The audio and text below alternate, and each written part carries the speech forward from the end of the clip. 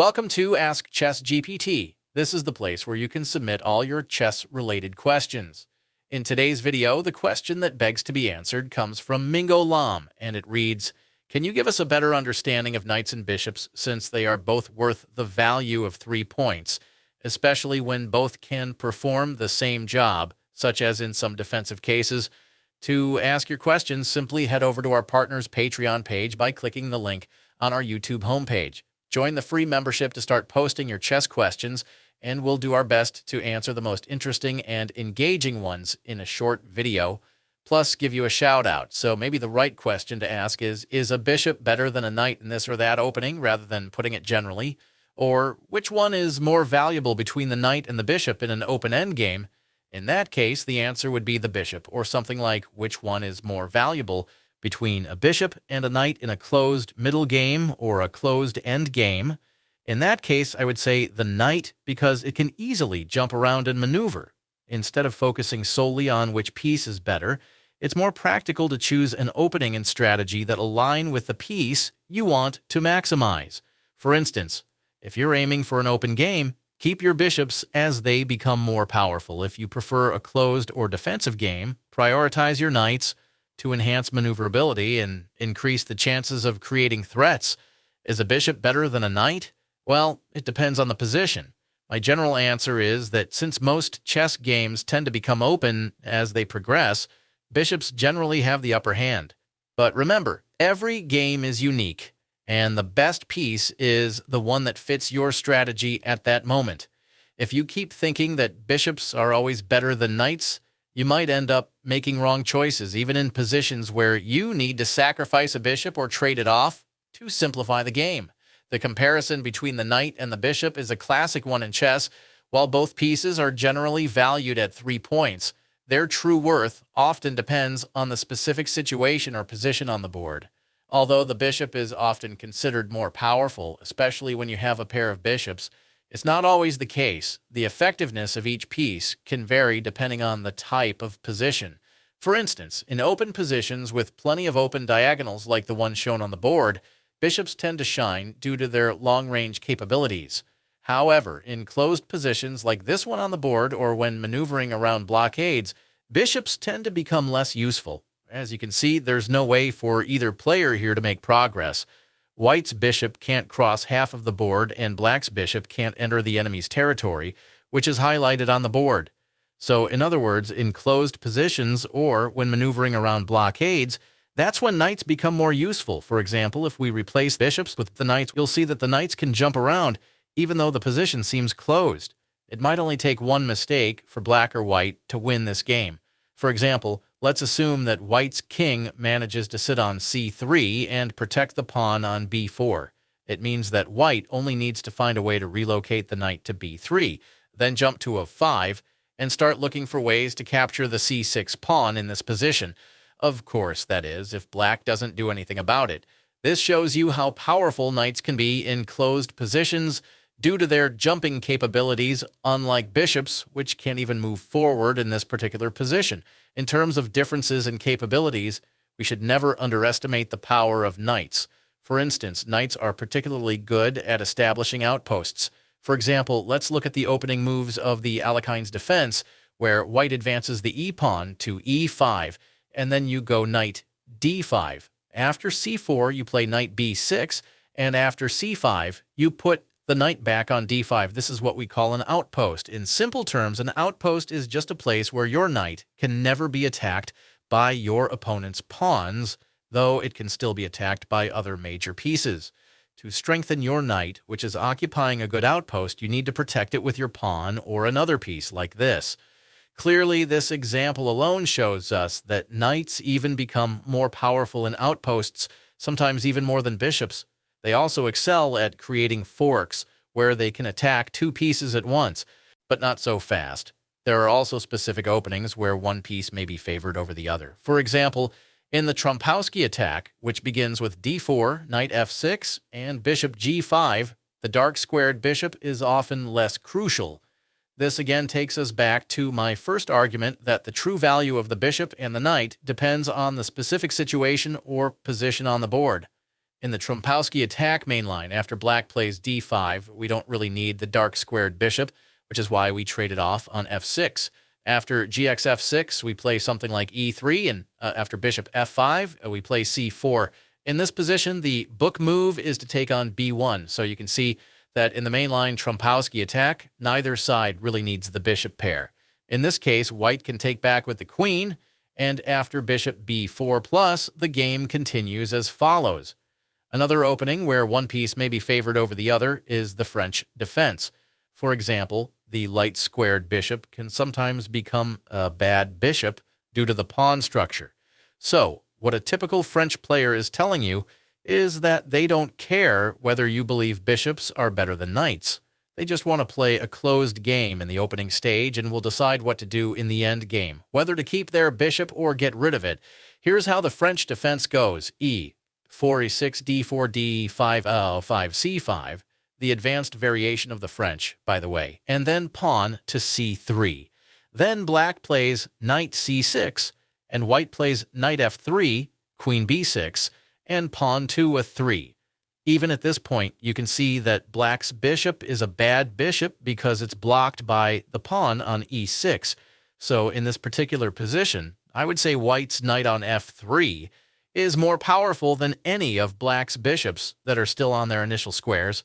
Another example I can give is in the case of the Nimzowitsch defense, where knights are often more vital because of the closed nature of the game. For example, after e4 as black, we start with knight c6, and after d4, we go pawn to e5, inviting white to play d5, and then knight ce7, pawn to c4, knight g6, and after knight c3, we get rid of our dark squared bishop first, and let's say white plays knight f3. In this position, we take on c3, trading off our dark squared bishop, and then later play knight f6. After bishop d3, we go d6, now beginning to close the position on the center of the board and also on the queen side. After bishop g5, we play h6 to chase the dark squared bishop away. They mostly play bishop e3 in this position, maybe trying to push their c-pawn to c5, but we always play pawn to b6 to stop that. And whenever we see c5, we just close the queen side completely like this so that there's no further advances or pawn pushes. After white castles short, we castle short, and white plays h3 in most cases. Hold on. If I were to ask you in this particular position, which piece do you think is more important or useful, the knight or the bishop?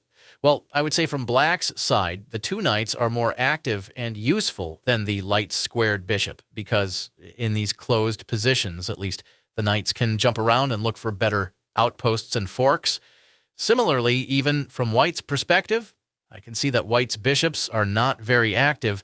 As you can see, the light squared bishop is blocked by its own pawn, but at least the knights can move forward. So in this position, if I were playing black, I would consider playing knight h5, trying to put my knight on f4 to start controlling many squares, as highlighted. And if white ever thinks they can win a free pawn due to this discovery, well, see how tricky knights can be in closed positions here. You can even go ahead and take on a 5, so that after queen takes h5, you grab that poor bishop and boom! Just like that, you're up a piece. And that shows you how powerful knights can be in closed positions, unlike bishops. And see this, interestingly, knights are also excellent defenders of the king, especially when blockading pawns. The only pieces that can block a pawn without getting easily attacked are the king and the knight, for example.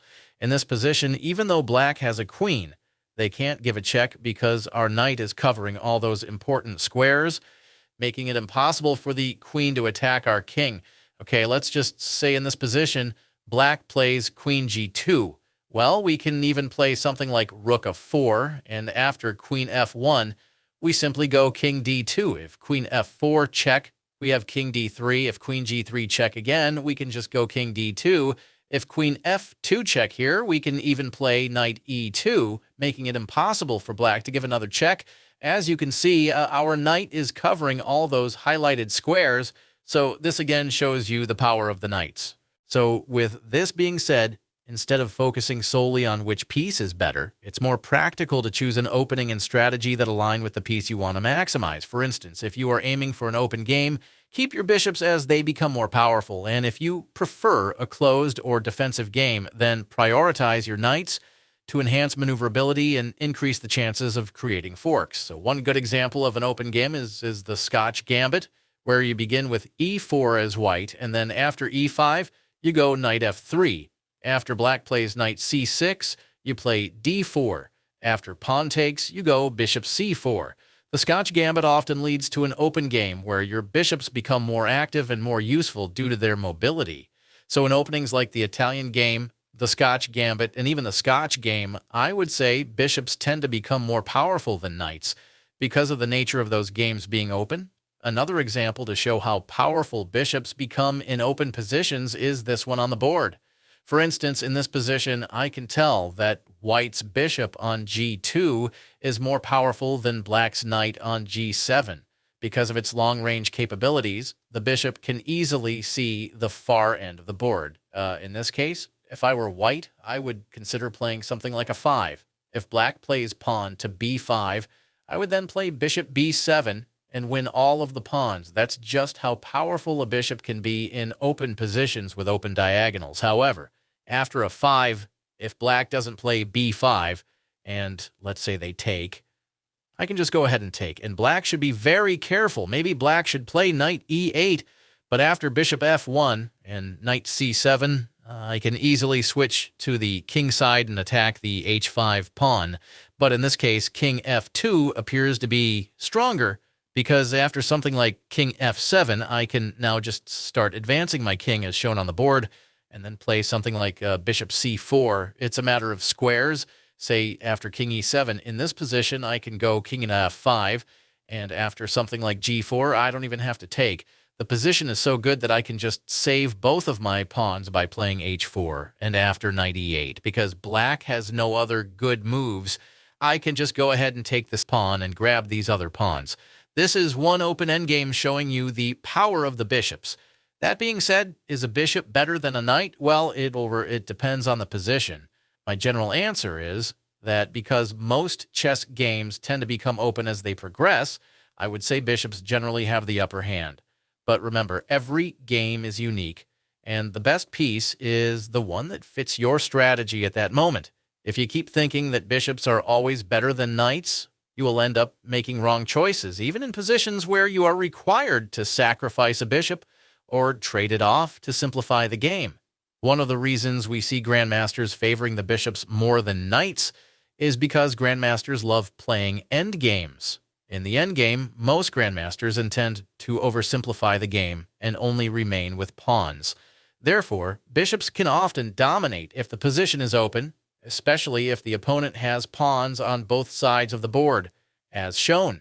Knights, however, can be superior in endgames with pawns confined to one side of the board or when dealing with doubled pawns, as they can easily maneuver around them, which is exactly what we see happening in the Nimzowitsch defense that I just showed you. So maybe the right question to ask is a bishop better than a knight in this or that, the opening, rather than putting it generally, or which one is more valuable between the knight and the bishop in an open endgame?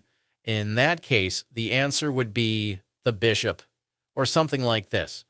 Which one is more valuable between a bishop and a knight in a closed middle game or a closed endgame? In that case, I would say the knight, because it can easily jump around and maneuver. So this is not to make you forget about the basic rules of chess that say the queen is worth more than a rook, the rook is worth more than a bishop, and the bishop is worth more than a knight. That's fine, but you need to understand that those are the ABCs to introduce you to the game. Those rules focus more on open games or normal games, but in chess, there is also what we call the superseding concept, where those ABCs stop making much sense. As Kasparov once said, to be good at chess, you need to know the basic rules of chess. But to be great at it, you need to know when and how to break those basic rules. And that's what I just taught you in today's video. To ask your questions, simply head over to our partner's Patreon page by clicking the link on our YouTube homepage. Join the free membership to start posting your chess questions, and we'll do our best to answer the most interesting and engaging ones in a short video. Plus, give you a shout-out. For those who want priority responses and more frequent shout-outs, you can also subscribe to our partner's Patreon page with a paid membership. Here's how to ask your first question.